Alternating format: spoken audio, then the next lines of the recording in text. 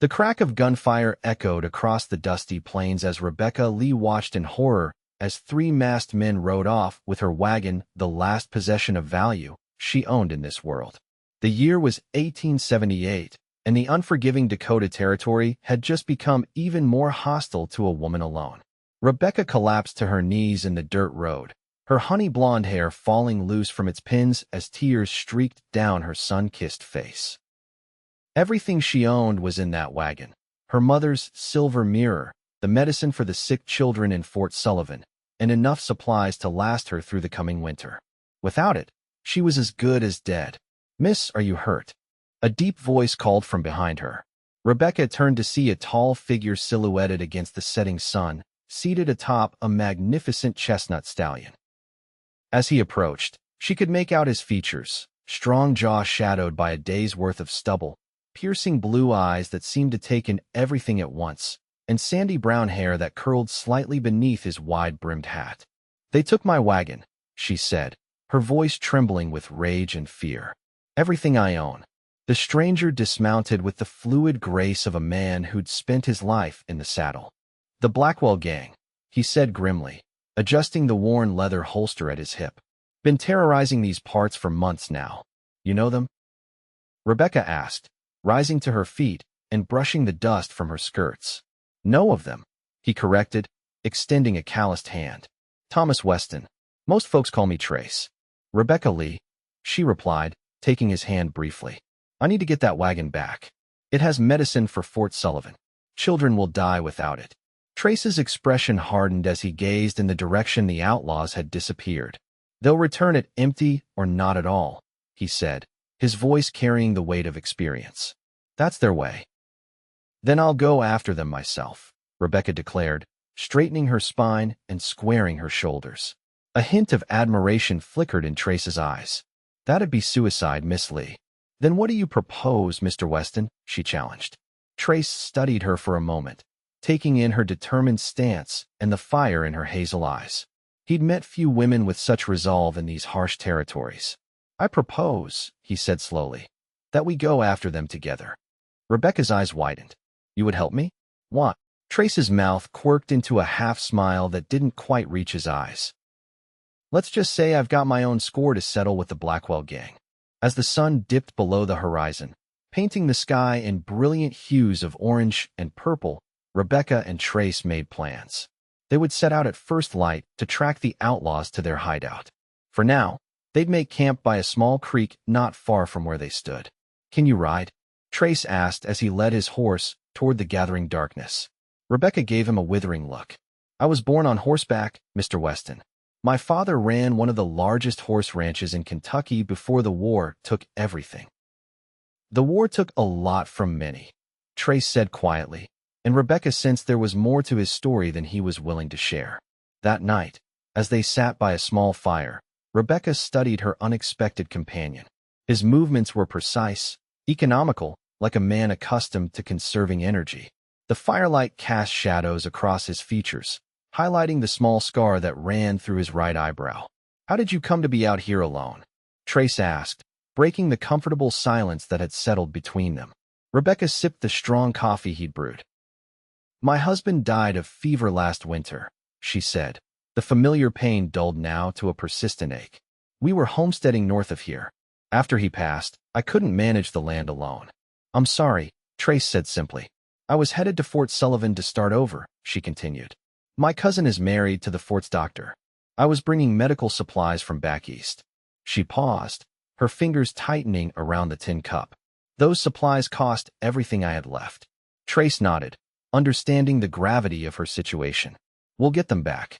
"You sound certain." "I've been tracking this gang for 3 months," he admitted. "They've hit every settlement and outpost from the Wyoming border to here." "You're not just a cowboy passing through, are you?" Rebecca asked, suspicion creeping into her voice. Trace's eyes met hers across the flames. "No, madam. I'm a Pinkerton agent." The revelation hung in the air between them. The Pinkerton Detective Agency was renowned throughout the West, hired by banks, railroads, and wealthy individuals to track down criminals and recover stolen property. "Who hired you?" Rebecca asked. "The territorial governor," Trace answered. The Blackwell Gang hit a payroll shipment headed for Fort Laramie. 5 men died. Rebecca absorbed this information, realizing that her plight was just one small piece of a much larger puzzle. So I'm fortunate that our paths crossed. Perhaps we both are, Trace said, his eyes lingering on her face before returning to the fire.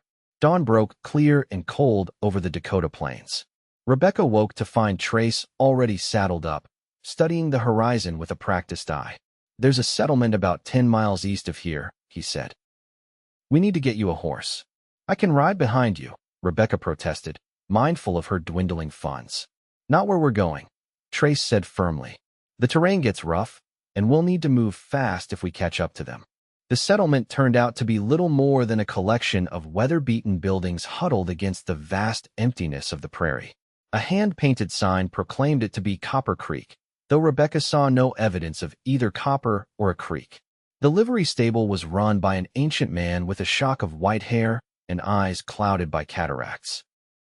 Ain't seen no wagon like that, he said after Trace described what they were looking for. But I got a decent mare for sale. $15. Rebecca blanched at the price, but said nothing as Trace haggled the man down to $12. She waited until they were outside before whispering, I can't pay that much. Consider it an investment in catching these outlaws, Trace replied, leading a dappled gray mare from the stable. She's not much to look at, but she's got good lines. Probably has some Arabian in her. Rebecca approached the horse, who eyed her warily. Hello. Beautiful, she murmured, extending her hand palm up. The mare sniffed cautiously before nudging against her fingers. She likes you, Trace observed, watching the interaction with interest. I told you, I grew up with horses, Rebecca reminded him, stroking the mare's neck. I'll call her Stormy. Fitting, Trace said with a rare smile. Now, let's see what else we can learn in this town. The local saloon proved more informative than the stable. As Rebecca waited outside, it wasn't proper for a lady to enter such an establishment. Trace questioned the bartender and patrons about any strangers passing through. 3 riders came through yesterday, Trace reported when he emerged, headed northwest. One of them was flashing money around, buying drinks for everyone. Said they'd come into some good fortune. Rebecca's expression hardened. My good fortune. They've got about a day's head start, Trace calculated. If we ride hard, we might catch up to them by tomorrow evening.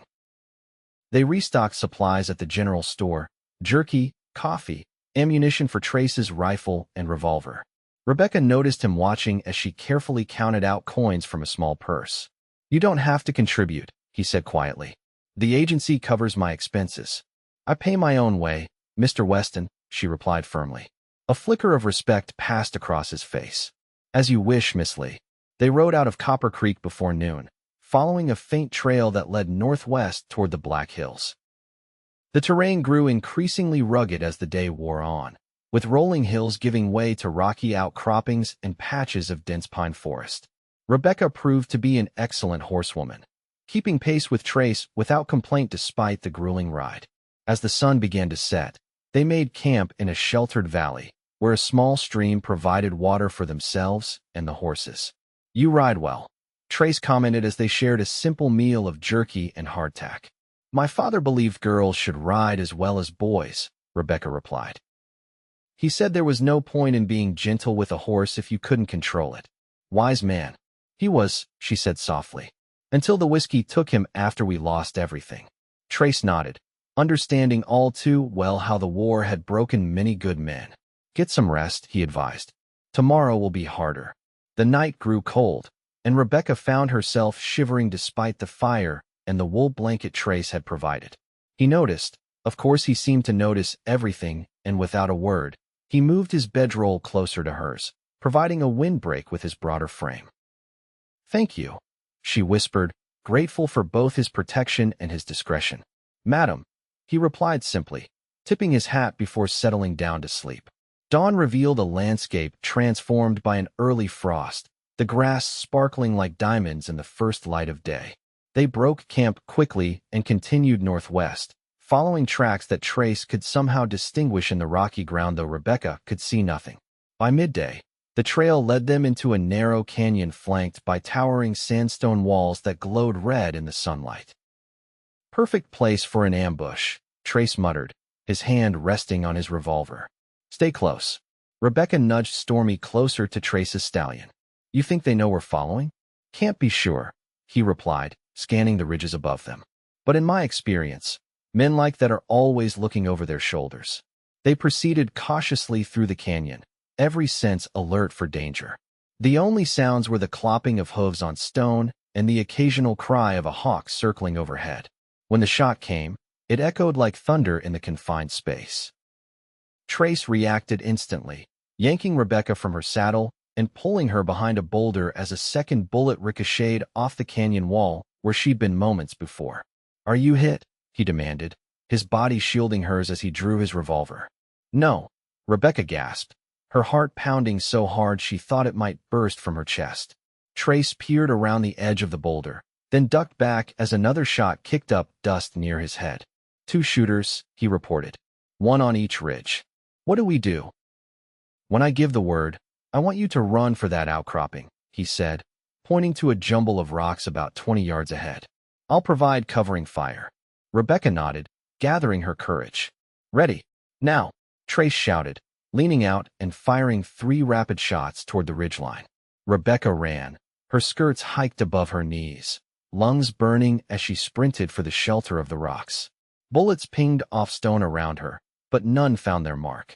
She dove behind the outcropping just as Trace joined her, having made his own dash to safety. Good girl, he panted, reloading his revolver with practiced efficiency. Now what? Rebecca asked, trying to keep her voice steady. Trace studied the canyon walls, his expression calculating. There's a path up the side about 50 yards ahead. If I can get up there, I can flank them. And leave me here alone? Only for a few minutes, he assured her. Can you shoot? Rebecca hesitated. I've fired a rifle before, hunting with my father. But not a revolver. Trace nodded, making his decision. Keep this, he said, passing her his rifle. If anyone approaches who isn't me, aim for center mass and squeeze the trigger gently. Rebecca accepted the weapon, its weight unfamiliar but somehow reassuring. Be careful, she said, surprising herself with the depth of concern in her voice. Something flickered in Trace's eyes. Always am, he replied with a brief smile before darting out from their cover. Rebecca watched anxiously as he zigzagged toward the path he'd spotted, bullets kicking up dust at his heels. He reached the base of the canyon wall and began to climb, using natural handholds in the sandstone to pull himself upward. The shooting stopped as the ambushers apparently lost sight of their target. Minutes stretched like hours as Rebecca waited, the rifle clutched tightly in her sweating hands. Then, from somewhere above, she heard a shout followed by 2 gunshots in rapid succession. Silence fell over the canyon. Trace, Rebecca called, her voice sounding small in the vast space. No answer came. Rebecca's mind raced through possibilities, none of them good. Had he been shot? Captured? Should she try to find him, or stay put as instructed? Before she could decide, a figure appeared at the top of the path Trace had taken. Relief flooded through her as she recognized his tall frame and distinctive hat. It's clear, he called down. One's dead, the other ran off. Rebecca sagged against the rock, tension draining from her body. She watched as Trace made his way back down to the canyon floor and approached her, a slight limp in his stride. You're hurt, she observed, rising to meet him. Just a graze, he dismissed, though the torn fabric of his trousers revealed a bloody scrape along his thigh. Let me see, Rebecca insisted, her nursing instincts taking over. Trace hesitated, then relented, allowing her to examine the wound. It's not deep, she confirmed, pulling a clean handkerchief from her pocket. But it needs cleaning. She led him back to the stream they'd passed earlier, where she washed the wound thoroughly before binding it with strips torn from her petticoat. You've done this before, Trace observed, watching her efficient movements. My cousin taught me some nursing skills, Rebecca explained. I helped with the injured at our church during the war. When she finished, her hand lingered momentarily on his leg, and their eyes met. Something unspoken passed between them, a current of awareness that neither was ready to acknowledge. Trace cleared his throat. We should move on. That fella who ran off will likely warn the others. They retrieved their horses, which had fortunately not strayed far, and continued through the canyon with heightened vigilance. The encounter had shaken Rebecca, bringing home the danger of their pursuit in a way that mere words could not. "Who were they?" she asked as they emerged from the canyon into rolling foothills. "Scouts," Trace replied grimly. "Means we're getting close to their hideout." The terrain grew steeper as they ascended into the foothills of the Black Hills. Ancient pines towered overhead, creating a cathedral of green that filtered the afternoon sunlight into dappled patterns on the forest floor. In another circumstance, Rebecca might have found it beautiful. "We'll stop here for the night," Trace announced as they reached a small clearing. "We're too exposed on the trail after dark." As they made camp, Rebecca noticed Trace wincing when he thought she wasn't looking. "Your leg is paining you," she said, not a question but a statement. "I've had worse," he replied stoically. "That doesn't mean you should suffer needlessly," Rebecca countered, rummaging in her saddlebag for the small medical kit she always carried. "I have some willow bark for the pain." Trace accepted the remedy with grudging gratitude. As darkness fell, they kept the fire small to avoid detection, huddling close for warmth and comfort in the growing chill. "Tell me about yourself, Mr. Weston," Rebecca said softly, trying to distract them both from the dangers that lurked in the darkness. "How does a man become a Pinkerton agent?" Trace was quiet for so long that Rebecca thought he might not answer.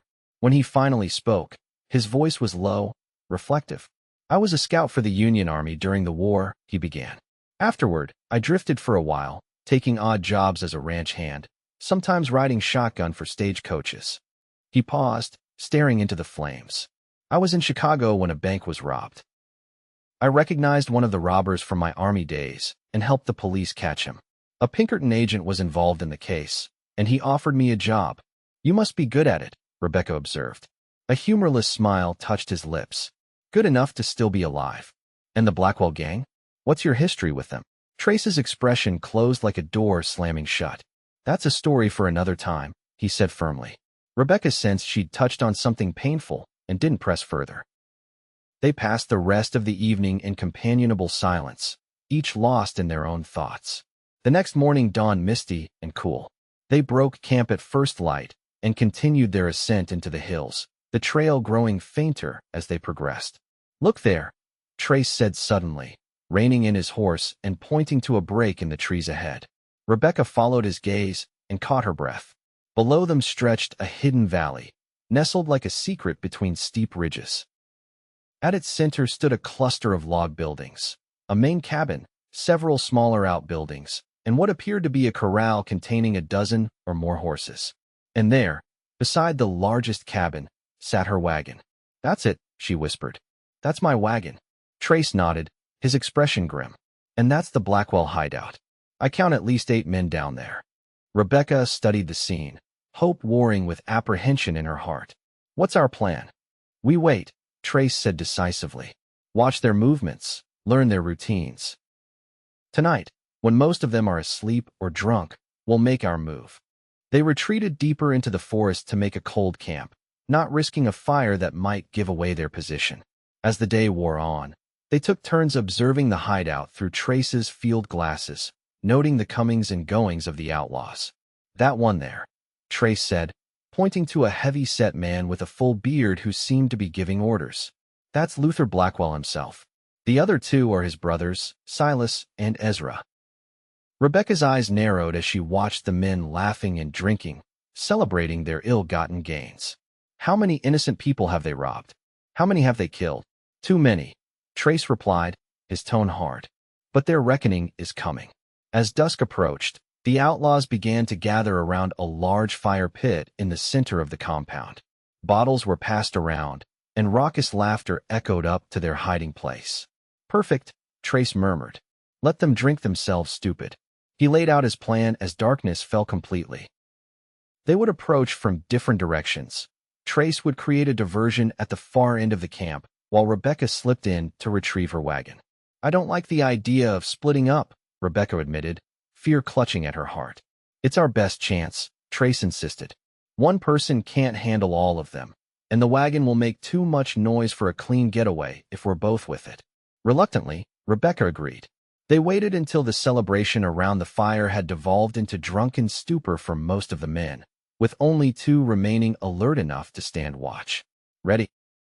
Trace asked, checking his weapons one final time. Rebecca nodded, her mouth dry with anticipation. Be careful, she said again, unable to help herself. Trace's hand found hers in the darkness, giving it a reassuring squeeze. I will if you will, he replied, his voice gruff with an emotion neither of them was prepared to name. They separated at the edge of the trees, Trace circling to approach from the north, while Rebecca made her way cautiously down the slope toward the wagon. The moon had risen, casting just enough light to see by, without making her too visible to watchful eyes. Rebecca crept from shadow to shadow, her heart thundering in her ears. She froze as one of the sentries passed nearby, but the man was more interested in the bottle in his hand than in keeping proper watch. She had just reached the wagon when a tremendous explosion rocked the night. Flames shot skyward from one of the outbuildings at the far end of the compound. Trace's diversion. Shouts of alarm rose from the drunken outlaws as they scrambled to respond. Rebecca didn't waste the opportunity. She clambered onto the wagon seat, grateful to find the horses still hitched, though they stamped nervously at the commotion. With shaking hands, she untied the reins from the hitching post and gave them a gentle slap. The wagon lurched forward just as gunfire erupted from the direction of the burning building. Rebecca couldn't tell if Trace was involved in the shooting or not, but she had to trust in his abilities. Her job was to get the wagon to safety. She guided the team toward the narrow trail that led out of the valley, the wagon bouncing dangerously over the rough terrain.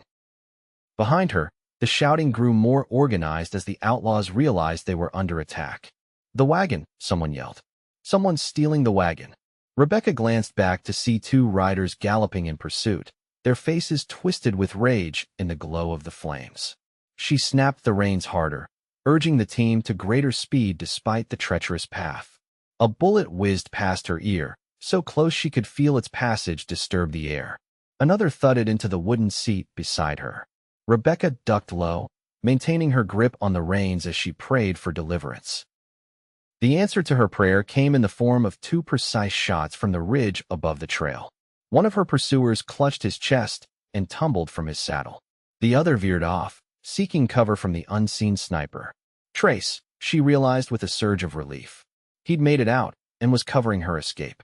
The wagon crested the ridge and began the descent toward the forest below. Once among the trees, Rebecca slowed the team to avoid overturning on the narrow trail. She strained her ears for sounds of pursuit, but heard only the creaking of the wagon and the labored breathing of the horses. After what seemed like hours, but was likely only minutes, she reached a small clearing where the trail widened enough to safely stop. Rebecca pulled the team to a halt, her hands trembling with reaction now that the immediate danger had passed. Trace, she called softly, peering into the darkness behind her. Trace, are you there? Silence answered her, broken only by the gentle rustling of pine needles in the night breeze. Rebecca's earlier relief curdled into dread. Had he been shot? Captured? Was he lying wounded somewhere in the forest, unable to call for help? She was debating whether to go back and search for him when a twig snapped nearby. Rebecca whirled, snatching up the rifle Trace had left with her. Don't shoot, came his familiar voice. It's me. Trace emerged from the shadows, leading his stallion. His face was smudged with soot, and a fresh cut slashed across his left cheekbone, but he was otherwise intact. You're alive, Rebecca breathed, lowering the rifle. Takes more than a few drunken outlaws to finish me, he replied with a tired smile. But we need to keep moving. They'll be after us as soon as they organize themselves. Rebecca made room for him on the wagon seat, and they set off again, pushing deeper into the forest along trails only Trace seemed able to discern in the darkness. How did you cause that explosion? Rebecca asked as they traveled. They're ammunition stores, Trace explained. Careless of them to keep black powder so near an open flame. Will that slow them down? Some, but not for long, he cautioned. Blackwell isn't the type to let a theft go unpunished. They drove through the night, stopping only when necessary to rest the horses.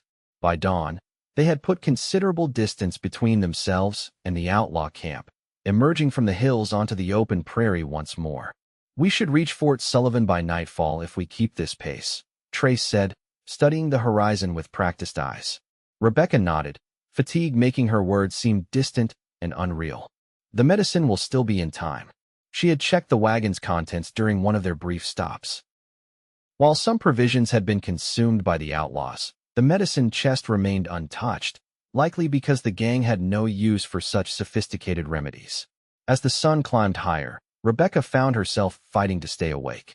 She hadn't slept properly in 2 days, and the strain of their adventure was taking its toll. "Rest," Trace urged, taking the reins from her hands. "I'll wake you if there's trouble." Too exhausted to argue, Rebecca allowed herself to lean against his solid shoulder. Within moments, she was asleep, lulled by the steady rhythm of the wagon and the comforting presence of the man beside her. She dreamed of Kentucky, of green pastures and sleek horses, of her father before the drink took him, teaching her to ride with his strong hands supporting her small ones on the reins. In the dream, her father's face gradually transformed into Trace's, his blue eyes watching her with that same mixture of pride and protection. Rebecca woke with a start when the wagon jolted over a particularly deep rut. For a moment, she was disoriented, unsure where she was or why her head was resting against a man's chest. "Easy," Trace murmured, his arm around her shoulders keeping her from falling. "You're safe." Reality came rushing back, and with it an awareness of their intimate position. Rebecca straightened, heat rising to her cheeks despite the practical necessity of their arrangement. "How long was I asleep?" she asked, noting the sun's position had changed significantly. "A few hours," Trace replied. "You needed it." Rebecca rubbed her eyes, taking in their surroundings. The landscape had changed while she slept, the wild hills giving way to more settled country. In the distance, she could make out what appeared to be a small settlement. "Is that Fort Sullivan?" she asked hopefully. Trace shook his head. "No, that's Willow Creek. Fort Sullivan is still about 15 miles beyond." "We should stop for supplies," Rebecca decided, "and perhaps inquire if anyone has seen the Blackwell Gang passing through." Trace nodded in agreement, and they directed the wagon toward the distant buildings. Willow Creek proved to be larger than it had appeared from a distance, a proper town rather than a mere settlement, with a main street lined by wooden buildings. A sign above the largest proclaimed it to be the Silver Dollar Saloon, while others housed a general store, a blacksmith, and various other businesses necessary for frontier life. They drew curious glances as they drove down the main street, their disheveled appearance and the obvious signs of their recent ordeal making them stand out among the townspeople going about their daily business. "The sheriff's office," Trace said, nodding toward a small building with a jail cell visible through its barred window. "I should report what happened." They tied up the wagon in front of the building, and Rebecca waited outside while Trace went in to speak with the local law. She used the opportunity to straighten her hair and brush the worst of the dust from her clothing, conscious of the stares she was receiving from passers-by. When Trace emerged, his expression was troubled. "What is it?" Rebecca asked. "Sheriff says the Blackwell Gang hit this town last month," he explained as they walked toward the general store. "Killed 2 men during a robbery. He's sending telegrams to notify other settlements to be on alert. Do you think they'll come after us this far?" Rebecca couldn't keep the worry from her voice. Trace's hand found the small of her back, guiding her around a muddy patch in the street. "Hard to say. Depends on how much they want revenge, and how much they fear what I might tell the authorities about their hideout." In the general store, they purchased fresh supplies, coffee, beans, bacon, and ammunition for Trace's weapons. The storekeeper, a jovial man with maton-chop whiskers, chatted amiably as he filled their order. "You folks headed to Fort Sullivan?" he asked, wrapping parcels in brown paper. "Yes," Rebecca replied. "I'm bringing medical supplies for my cousin's husband. He's the fort doctor." "That'd be Dr. Hamilton, I reckon," the storekeeper said. "Good man. Saved my nephew's life when he got the fever last winter." Rebecca smiled, pleased to hear positive reports of her family. "Yes, Dr. James Hamilton. My cousin is Sarah." "Well, you tell them Hiram Jenkins sends his regards," the storekeeper said, totaling their purchases. "That'll be $3.27. As they loaded their supplies into the wagon, Rebecca noticed Trace scanning the street with heightened alertness. "What's wrong?" she asked, immediately on guard. "Probably nothing," he replied, though his hand stayed near his revolver. "Just a feeling." Rebecca had learned to trust Trace's instincts. "Should we leave?" He nodded. "The sooner we reach Fort Sullivan, the better." They set off again, the fresh team pulling the wagon at a good clip along the road that led northeast toward the fort. The land here was more settled, with occasional farmsteads visible in the distance and evidence of cultivation in the form of fenced fields and grazing livestock. As the afternoon wore on, Rebecca found herself studying Trace's profile as he drove, noting the strong lines of his jaw and the way his eyes constantly scanned their surroundings for potential threats. In the short time they'd known each other, she had come to rely on his strength and competence in ways she had never depended on another person, not even her late husband. The realization was both comforting and unsettling. "What will you do after we reach Fort Sullivan?" she asked, breaking the companionable silence that had fallen between them. Trace considered the question. "Report back to my superiors. They'll want to organize a proper posse to go after the Blackwell Gang now that we know the location of their hideout. And then—" Rebecca pressed, surprising herself with how much she cared about his answer. He glanced at her, something unreadable flickering in his eyes. "Then I suppose I'll be assigned another case. That's the life of a Pinkerton, always moving on to the next job." "It sounds lonely," Rebecca observed softly. Trace was quiet for a moment. "It can be," he admitted. "But it suits me." Or it did, until he broke off, his attention suddenly riveted on something behind them. Rebecca turned to see a cloud of dust on the horizon, moving rapidly in their direction. "Riders," Trace said grimly. "At least 5 of them, coming fast." Rebecca's heart sank as she realized what that likely meant. The Blackwell Gang? Possibly, Trace replied, already urging their team to greater speed. Or it could be a cavalry patrol from the fort. The road ahead stretched across open country with little cover to be found. If it was indeed the outlaws pursuing them, there would be nowhere to hide. "How far to the fort?" Rebecca asked urgently. "Too far," Trace answered, his expression grim. "We can't outrun them in the wagon." The dust cloud grew larger, and now Rebecca could make out the shapes of riders moving at a gallop. Trace made a sudden decision, pulling the wagon off the road toward a stand of cottonwoods that marked the course of a small creek. "What are you doing?" Rebecca asked, clutching the seat as the wagon bounced over the uneven ground. "Finding defensible ground," Trace replied tersely. "If it comes to a fight, I want some cover." They reached the trees just as the riders came close enough to identify. Rebecca's hopes fell as she recognized the heavy-set figure of Luther Blackwell at the head of the group, his face twisted with rage even at a distance. "It's them," she confirmed unnecessarily. Trace nodded, bringing the wagon to a halt in a small clearing among the trees. "Stay here," he ordered, leaping down from the seat. "If things go badly, take the wagon and ride for the fort. Don't stop for anything." "I'm not leaving you," Rebecca protested. "This isn't a debate," Trace snapped, checking his revolver. His expression softened at her hurt look. "Please, Rebecca. I couldn't bear it if something happened to you." The use of her first name, coupled with the raw emotion in his voice, struck her silent. Before she could respond, he had moved to position himself behind a large cottonwood at the edge of the clearing, rifle ready. The Blackwell Gang approached cautiously, clearly wary of another ambush. Luther raised his hand, halting his men just beyond the tree-line. "Weston," he bellowed, "we know you're in there. Come out and face me like a man." Rebecca startled at the use of Trace's name. How did they know who he was? Trace seemed equally surprised, but recovered quickly. "That's close enough, Blackwell," he called back. "You're wanted for murder and robbery across 3 territories. Surrender now, and you'll get a fair trial." Harsh laughter was the only response. "A fair trial? From you? Don't make me laugh, Weston. This ain't about the law, and you know it." "What's he talking about?" Rebecca whispered, having moved to a position behind a nearby tree against Trace's instructions. Trace's jaw tightened. "Stay back," he hissed, ignoring her question. "Give us the wagon and the woman, Weston," Blackwell continued. "Do that, and maybe I'll let you live long enough to see a trial yourself." "Not going to happen," Trace called back, his voice steady despite the odds against them. Luther spat on the ground. "Have it your way. Boys, kill him and take the woman. But leave something for the buzzards to find."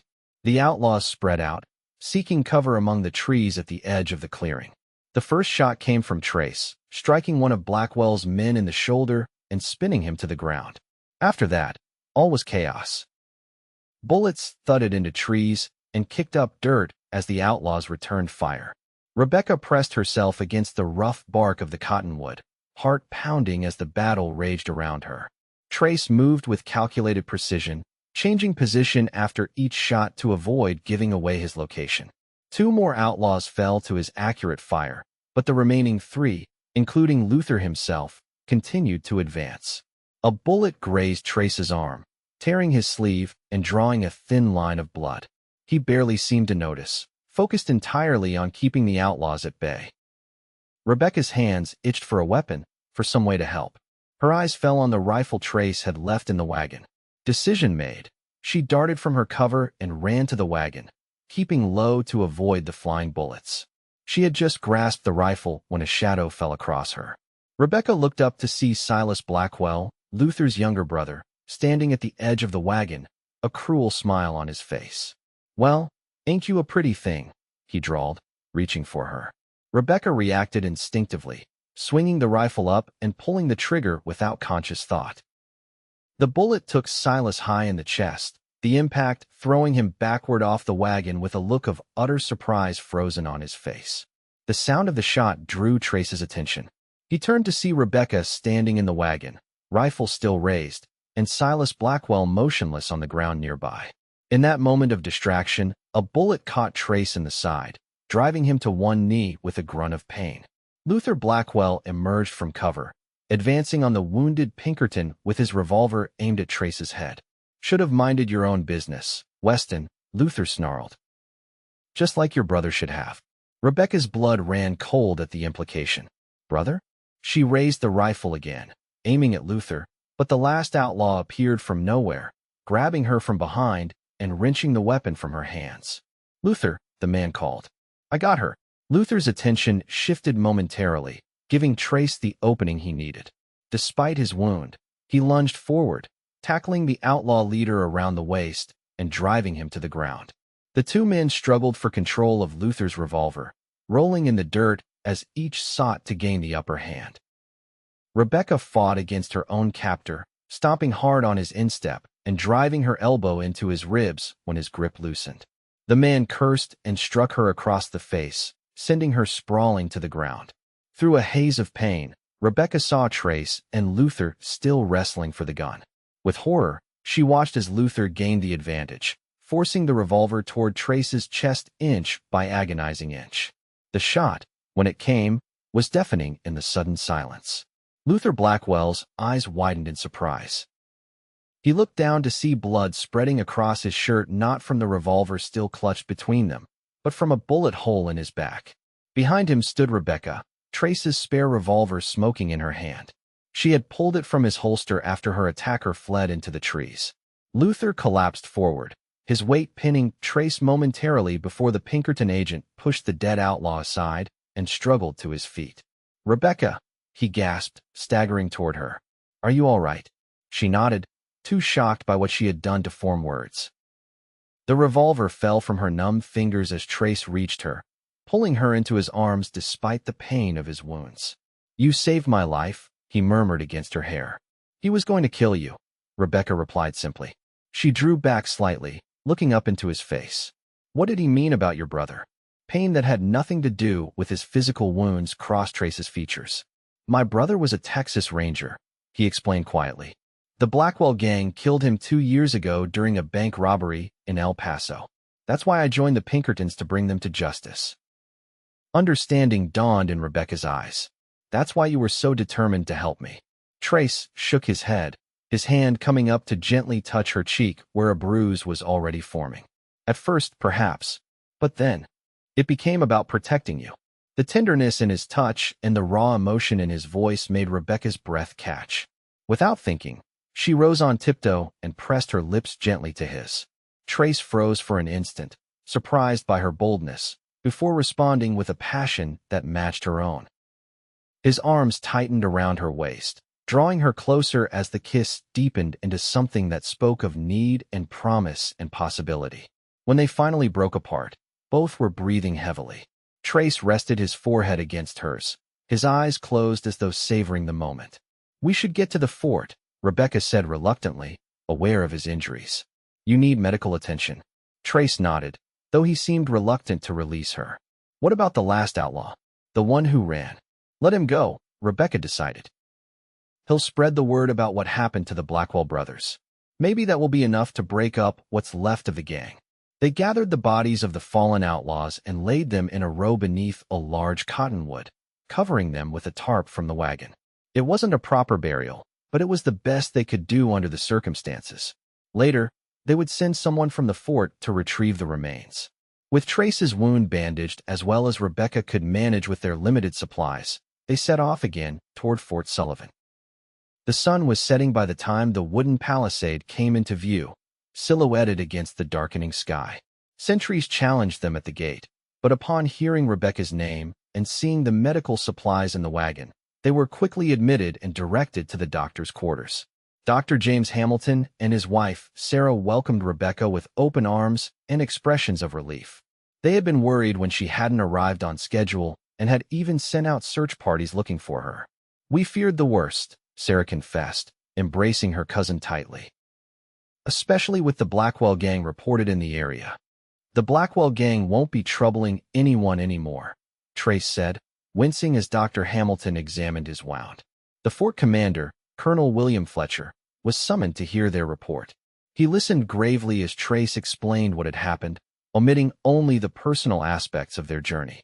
"The Army has been after Luther Blackwell for over a year," the colonel said when Trace had finished. "You've done the territory a great service, Mr. Weston. Both of you have." "I was just doing my job, sir," Trace replied modestly. "And I was just trying to deliver medicine," Rebecca added, thinking of how far beyond just their experiences had gone. After Trace's wounds were properly treated, they were given separate quarters for the night, Rebecca with her cousin's family, and Trace in the bachelor officer's quarters. The separation felt strange after the intense days they had spent in each other's constant company. Rebecca lay awake long into the night, replaying the events of the past days in her mind. The danger they had faced, the connection they had formed, the kiss they had shared. What did it all mean now that their journey was over? Morning brought no clarity. Rebecca helped her cousin prepare breakfast, trying to focus on mundane tasks rather than the confusion in her heart. Dr. Hamilton had already left for the infirmary, taking the precious medicine with him to treat the children suffering from fever. "He's quite handsome, your Pinkerton," Sarah commented slyly as they washed dishes together. Rebecca felt heat rise to her cheeks. "He's not my Pinkerton." "That's not what James observed when he was treating his wounds," Sarah replied with a knowing smile. "He said Mr. Weston couldn't take his eyes off you." Before Rebecca could formulate a response, a knock came at the door. Sarah answered it to find a young lieutenant standing at attention. "Miss Lee?" he inquired, looking past Sarah to Rebecca. "Mr. Weston asked if you would join him for a walk around the fort grounds." Rebecca's heart leaped traitorously. "Tell him I'll be right there," she replied, trying to keep her voice steady. She found Trace waiting by the flagpole in the center of the parade ground. He looked different in clean clothes borrowed from one of the officers, his hair neatly combed and face freshly shaven. Only the bandage visible at his collar and the slight stiffness in his movements betrayed his recent injuries. "Good morning," he greeted her, a certain wariness in his eyes that hadn't been there before. "Good morning," Rebecca replied, equally cautious. "How are your wounds?" "Healing," he answered. "Your cousin's husband does good work." They began to walk slowly along the fort's perimeter, an awkward silence stretching between them. It was Trace who finally broke it. "I received a telegram from my superiors this morning," he said. "They're pleased with the outcome of the Blackwell case." "As they should be," Rebecca replied. "You completed your mission." Trace nodded, his gaze fixed on the distant mountains. "They've assigned me a new case. In California." Rebecca felt as though a cold hand had squeezed her heart. "I see," she said softly. "When do you leave?" "That depends," Trace replied, stopping to face her. "On you." Confusion furrowed Rebecca's brow. "On me? I don't understand." Trace took a deep breath, as though gathering courage. "I told them I needed time to consider the assignment. That I might have other priorities now."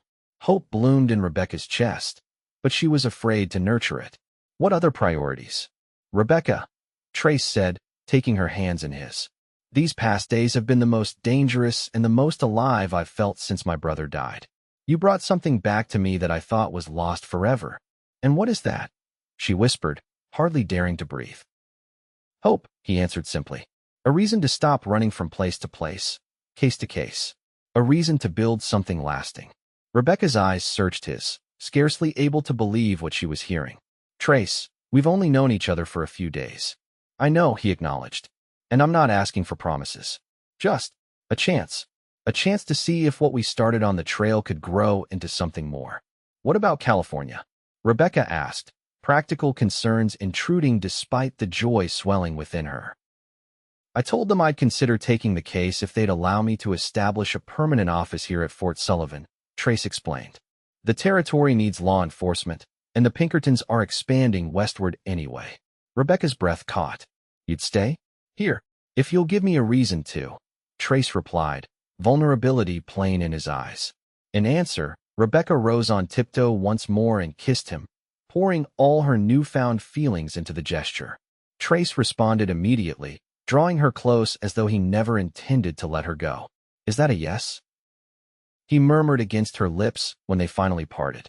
Rebecca smiled up at him, her heart fuller than she had ever thought possible after the losses she had suffered. That's a yes, Mr. Weston. I believe I'd like to see where this trail leads. Trace's answering smile was like the sun breaking through clouds. So would I, Miss Lee. So would I. In the weeks that followed, Trace established the Pinkerton office at Fort Sullivan while Rebecca helped her cousin in treating the sick children. The fever epidemic gradually subsided, thanks in large part to the medicine she had risked so much to deliver. Rebecca took rooms in the small town that had grown up around the fort, while Trace stayed in quarters provided by the Army. Their courtship progressed under the watchful and generally approving eyes of the fort community, though there were some who thought it improper for a respectable widow to be seen so often in the company of a man known for dangerous work. Rebecca paid them no mind. She had faced outlaws and bullets. She could certainly face a few wagging tongues. As summer turned to fall, Trace was called away several times on cases, but he always returned to Fort Sullivan and to Rebecca. Each reunion was sweeter than the last, their connection deepening with time and shared experiences. On a crisp October evening, as they walked along the banks of the creek that ran near the fort, Trace stopped beneath a cottonwood tree ablaze with golden leaves. Do you remember, he asked, the first night we camped together, when you asked what I would do after we reached Fort Sullivan? Rebecca nodded, smiling at the memory. You said you would be assigned another case, that the life of a Pinkerton was always moving on to the next job. I also said it was lonely, Trace reminded her, taking her hands in his. And it was, until I met you. He reached into his pocket and withdrew a small velvet box. Rebecca's breath caught as he opened it to reveal a simple gold ring set with a single perfect diamond. I don't want to be lonely anymore, Trace said, his voice husky with emotion. I don't want to face danger without knowing you're waiting for me to come home. I don't want to build a life that doesn't have you at the center of it. Tears welled in Rebecca's eyes as Trace dropped to one knee before her. Rebecca Lee, he said solemnly, would you do me the extraordinary honor of becoming my wife? Yes, she answered without hesitation, her heart so full it felt it might burst. Yes, I will marry you, Thomas Weston. Trace slipped the ring onto her finger with hands that trembled slightly. Then he rose and gathered her into his arms, sealing their promise with a kiss that spoke of all the adventures yet to come. They were married in the fort's small chapel 2 weeks later, with Dr. and Mrs. Hamilton standing up for them. Colonel Fletcher gave the bride away, and the entire fort turned out to celebrate the union of the Pinkerton agent and the woman who had helped bring down the notorious Blackwell Gang. As winter settled over the Dakota Territory, Rebecca and Trace established a home in a small but sturdy cabin on the outskirts of the fort town. Rebecca continued to assist her cousin with nursing duties, while Trace's reputation as a fair and effective lawman grew throughout the region. Sometimes, in the quiet evenings as they sat before their fire, Rebecca would think back to that terrible day when Outlaws took her wagon and a stranger rode up to offer his help. How could she have known then that losing everything would lead her to find the greatest treasure of all? What are you thinking about? Trace asked one such evening, noticing her contemplative expression. Rebecca smiled, reaching across to take his hand. I was thinking about wagon wheels and destiny. Trace raised an eyebrow questioningly. If the Blackwell Gang hadn't stolen my wagon, Rebecca explained, we would never have met. All the hardship and danger led us here, to this moment. I'd like to think we would have found each other somehow, Trace said, raising her hand to his lips. Some things are just meant to be. As the snow fell gently outside their window and the fire cast dancing shadows across their walls, Rebecca leaned her head against her husband's shoulder, content in the knowledge that sometimes the roughest trails led to the most beautiful destinations. And in the years that followed, as their family grew and their love deepened, Rebecca never forgot the lesson she had learned on that fateful journey, that even when outlaws take everything you think you value, they can never take what truly matters. The courage to fight for what you believe in, and the heart to recognize love when it finds you on the wild frontier.